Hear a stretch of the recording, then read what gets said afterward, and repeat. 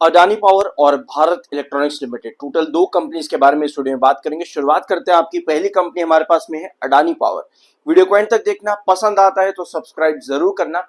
Adani power just 1 minute पहले ही company ने update दी है अपनी कॉन्फ्रेंस कॉल को लेकर के, जो कि Q4 के रिजल्ट्स के बाद आती है। ठीक है, Q4 के रिजल्ट्स की डेट कंपनी ने अनाउंस कर रखी 29 अप्रैल। कंपनी की कॉन्फ्रेंस कॉल भी आपको देखने को मिल जाएगी शाम को 5 बजे। अब कॉन्फ्रेंस कॉल इंपॉर्टेंट इसलिए होती है क्योंकि कंपनी के रिजल्ट्स में आपको क्या नजर आता है, कंपनी ने किस तरह से परफॉर्म किया है उसके नंबर्स नजर आते हैं। लेकिन कॉन्फ्रेंस कॉल में कंपनी अपने फ्यूचर प्रोजेक्ट्स के बारे में बताती है और कंपनी ने पिछले पूरे फाइनेंशियल ईयर के अंदर किस तरह से परफॉर्म किया है उसके बारे में कंपनी आपको बताती है। ठीक है, अब ये कुछ परफॉर्मेंस कंपनी का रहा है इस फाइनेंशियल ईयर का आधा पार्ट में अभी आपको दिखा रहा हूँ, रिसेंट वाला। ठीक है, इसके अलावा मेरे चैनल पर आपको बहुत से वीडियोस मिल जाएंगे अडानी पावर के। 20 अप्रैल कंपनी ने अपनी एक नई सब्सिडरी लॉन्च करी है, रफ्ता बाटा राज एटॉमिक एनर्जी लिमिटेड के नाम से, जो कि nuclear power generation, transmission and distribution करेगी। इसके अपडेट में आपको बता चुका हूं। एक और सब्सिडरी कंपनी ने इनकॉर्पोरेट करी, कोस्टल महा एटॉमिक एनर्जी लिमिटेड, और ये भी एक सब्सिडरी रहेगी अडानी एटॉमिक एनर्जी लिमिटेड के अंडर। ठीक है, ये कुछ इंपॉर्टेंट अपडेट्स दी। इंडियन गवर्नमेंट ने न्यूक्लियर प्लांट्स को या फिर आप कहो न्यूक्लियर पावर जनरेशन को प्राइवेटाइजेशन करने की बात रखी थी 2025 के नवंबर के महीने में। तो उस बेसिस पर कंपनी ने दो सब्सिडरीज यहां पर खड़ी कर दी अडानी पावर ने। अब ये रहा रीसेंट अपडेट। इसके अलावा एक अपडेट आपको कंपनी के कैपेसिटी एक्सपेंशन के रिलेटेड देखने को मिली, जैसे कि long term installation of capacity company 41.87 gigawatt तक लेकर के जाएगी फाइनेंशियल ईयर 32 तक में। तो ये कंपनी का एक प्लान यहाँ पर है, और साथ में कैपिटल एक्सपेंडिचर कंपनी का 2 लाख करोड़ के आसपास का कंपनी को बनाना है। तो ये कुछ अपडेट्स कंपनी की रिसेंटली देखने को मिली। इसके अलावा थर्मल पावर प्लांट्स के अंदर भी आपको यहाँ पर कंपनी के अचीवमेंट्स मिल जाएंगे, जो कि लेटर ऑफ अलॉटमेंट कंपनी ने रिसेंटली जीता है 1600 megawatt long term thermal power supply के लिए। शायद ये महाराष्ट्र के साथ हुआ था। हाँ, ये महाराष्ट्र वाला ही ऑर्डर था कंपनी को जो मिला था लेटर ऑफ अवार्ड का। ठीक है, अब आते हैं आपके टेक्निकल्स पर। 98 का एमएफआई हो चुका है, 87.5 का आपका आरसी हो चुका है। दोनों टेक्निकल्स बहुत ज्यादा बेरिश, और आपको पता है कि यूजुअली इतने टेक्निकल्स पर ना करेक्शन आ जाती है। लेकिन एक चीज नोट करने वाली ये होती है कि टेक्निकल करेक्शन किसी भी कंपनी के लिए बहुत हेल्दी होती है।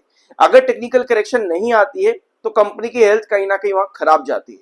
इसका मतलब यह है कि टेक्निकली अगर कोई भी हेल्थ कंपनी में करेक्शन आती है तो कंपनी की हेल्थ के लिए अच्छा है। ऑल्दो अच्छी चीज ये है कि टेक्निकली करेक्शन नहीं आ रही है, जो कि एक इन्वेस्टर के लिए इससे बढ़िया चीज क्या होगी कि भैया करेक्शन ही नहीं आ रही है। ठीक है, हम इसी बात से खुश है अडानी पावर में कि भाई इतने हेवी टेक्निकल्स पर भी बढ़ रहा है।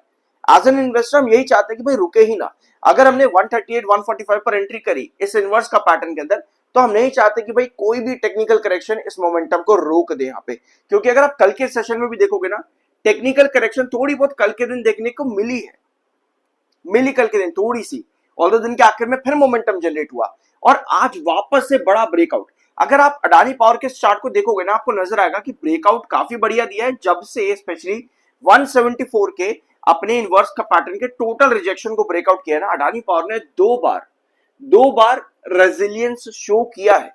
2 बार आपको करेक्शन देखने को मिल चुके हैं, एक इस कैंडल पर और एक कल की कैंडल पर, लेकिन दोनों ही बार आपका ब्रेकआउट मिला है। तो क्या कल के दिन में हमको थोड़ा सा एक करेक्शन जैसा मूड देखने को मिल सकता है? देखो, आज की कैंडल देखते हुए मुझे ऐसा लगता है कल थोड़ी सी प्रॉफिट बुकिंग आपको यहां देखने को मिल सकती है। लेकिन फिर वही बात है कि टेक्निकल करेक्शन जरूरी है और वहीं पर ही आपकी प्रॉफिट बुकिंग भी आती है, जो कि एक मार्केट का एसेंशियल पार्ट होता है। बेचना खरीदना ये मार्केट का एसेंशियल पार्ट है। इसके अलावा एक बार यहां पर आओ, ये 30 मिनट टाइम फ्रेम का चार्ट है अडानी पावर का। आपको एक चीज और नजर आ रही है कि अभी भी अडानी पावर के अंदर आपको ब्रेकआउट मिलता है, उसके बाद थोड़ी सी करेक्शन, फिर ब्रेकआउट, फिर करेक्शन, फिर ब्रेकआउट देता है, फिर करेक्शन, एंड देन फिर ब्रेकआउट के लिए चले जाता है। आज भी आपको 30 मिनट टाइम फ्रेम पर थोड़ी सी करेक्शन, 2-3 घंटे लगभग आपको करेक्शन देखने को मिली। उसके बाद फिर से दिन के आखिर के अंदर ब्रेकआउट की तरफ चला गया। तो अगर हम आज के सेशन में बेस निकाल करके चले तो लगभग 212 पर स्टॉक ने एक बेस क्रिएट करा है। ठीक है, 212। कल हम डिस्कस कर रहे थे कि 207 पर एक बेस क्रिएट करा फाइनली अडानी पावर ने, जो कि अच्छी बात है। ये हम लोगों ने कल डिस्कस किया था। अब आज के सेशन में 212 का बेस दिया है, यानी कि आपको ये पता लग रहा है कि जब तक हर नए सेशन के अंदर एक बेस बनेगा, उसके ऊपर जितना सस्टेन करेगा वो पॉजिटिव है। और उस पुराने बेस के नीचे अगर गिर जाएगा तो वो एक तरह से टेक्निकली बेरिश साउंड करेगा, वहां पे मतलब कि प्रॉफिट बुकिंग ज्यादा आ रही है। तो अगर कल थोड़ी सी भी करेक्शन 212 के नीचे है, मतलब कि वहां पर प्रॉफिट बुकिंग थोड़ी सी ज्यादा आ रही है। 212 के ऊपर अगर कल भी बना रहा, जो कि आज 215 की क्लोजिंग आई है, तो उतना ही सस्टेन करेगा, उतना ही बेनिफिशियल रहेगा इन्वेस्टर्स पर्सपेक्टिव से भी। ठीक है, अगर वीडियो में यहां तक आप बने रहे तो सब्सक्राइब जरूर कर देना। अब आते हैं आपकी दूसरी कंपनी भारत इलेक्ट्रॉनिक्स लिमिटेड पे। डिफेंस सेक्टर की ये कंपनी है और एक बार फिर से ये कंपनी फोकस पर आ चुकी है। रीजन क्या है? मार्केट एक्सपर्ट्स के टारगेट्स डिफेंस सेक्टर में अब आ चुके हैं। डिफेंस सेक्टर इतना अच्छा परफॉर्म नहीं किया है अभी तक, ऑल्दो माना ये जाता है कि जब भी ग्लोबल इनसिक्योरिटी या फिर वॉर जैसी सिचुएशन आती है, सबसे पहले डिफेंस सेक्टर के स्टॉक्स भागते देखने को मिलता है। आपने देखा इंडिया पाकिस्तान की थोड़ी सी लड़ाई हुई बीच में, अभी यहाँ पे आपका ऑपरेशन सिंदूर चला था, उस टाइम पर डिफेंस सेक्टर के स्टॉक बड़ा अच्छा भागे थे। ठीक है, ऑल्दो वो चीजें काफी खराब होती है, नहीं होनी चाहिए इस तरह की चीजें, लड़ाई वड़ाई नहीं होनी चाहिए, बट मार्केट के पर्सपेक्टिव से जब आप देखते हो तो आपको थोड़े बहुत चीजें अपने फायदे की नजर आ जाती है। तो डिफेंस सेक्टर में फाइनली मार्केट एक्सपर्ट्स आ चुके हैं, जैसे कि HAL में सिटी बाय की रेटिंग दी है, 5560 का टारगेट दिया है, जो कि प्रेजेंट प्राइसेस से 28% अपसाइड पोटेंशियल दिखाता है। भारत इलेक्ट्रॉनिक्स लिमिटेड, जिसका ये वीडियो है, इसमें यूबीएस ने बाइंग की रेटिंग दी है, 500 का टारगेट दिया है, 11% का अपसाइड पोटेंशियल है। बीडीएल में ISEC ने बाइंग की रेटिंग दी, 1400 का टारगेट है, 2% की अपसाइड पोटेंशियल है। डाटा पैटर्न्स में और पारस डिफेंस, आप चाहो तो यहाँ पर इनको भी रीड कर लेना। अब देखो यार, ये मार्केट एक्सपर्ट्स का टारगेट है, कई बार आपको मार्केट एक्सपर्ट्स का टारगेट बहुत बड़े दिखते हैं। इसका मतलब ये नहीं होता कि आज अगर इन्होंने कोई टारगेट दिया तो कल के दिन अचीव हो जाएगा, इसको टाइम भी लगता है। इनकी पूरी रिपोर्ट होती है, आउटलुक होता है, कंपनी कैसा परफॉर्म कर सकती है एंड अकॉर्डिंगली कंपनी में क्या टारगेट देखने को मिल सकता है ना लॉन्ग रन। तो ये है आपके मार्केट एक्सपर्ट्स का टारगेट भारत इलेक्ट्रॉनिक्स लिमिटेड के रिगार्डिंग। अभी 1 मिनट पहले ही भारत इलेक्ट्रॉनिक्स ने भी अपडेट दी है, 569 करोड़ के ऑर्डर्स कंपनी ने रिसीव किए हैं। ऑर्डर रिसीट के बारे में कंपनी ने यहाँ पर इंफॉर्मेशन दी है, 569 करोड़ के। टेक्निकली भारत इलेक्ट्रॉनिक्स न्यूट्रल है, 63.1 का MFI है, 57.5 का आपका RSI है। अब आते हैं आपके चार्ट पर। ठीक है, ये है भारत इलेक्ट्रॉनिक्स लिमिटेड का चार्ट। मैंने आप लोगों के साथ ना भारत इलेक्ट्रॉनिक्स लिमिटेड के भी कई सारे वीडियो मेरे चैनल पर अवेलेबल है, मिल जाएंगे आपको। ये स्टॉक कैसा काम करता है पता है आप लोगों को? BSE लिमिटेड का वीडियो देखा है मेरा चैनल पर, कैसे काम करता है कमेंट बॉक्स में बताना, बता दिया। BSE लिमिटेड की तरह ही भारत इलेक्ट्रॉनिक्स लिमिटेड भी वेजेस पैटर्न की तरह काम करता है। जैसे BSE वेजेस पैटर्न पर काम करता है, उसी तरह से ये भी। अगर आप इसका मेरा प्रीवियस वीडियोस देखोगे, मैंने आपको पूरा चार्ट खोल करके बता रखा है लॉन्ग टर्म का कि किस तरह से कंपनी काम करती है। अभी अगर हम देखेंगे तो स्टॉक ने रिसेंटली आपको अपवर्ड वेजेस पैटर्न बना करके दिया, उसके बाद में एक परपेंडिकुलर ब्रेकडाउन आपको यहाँ पे मिला।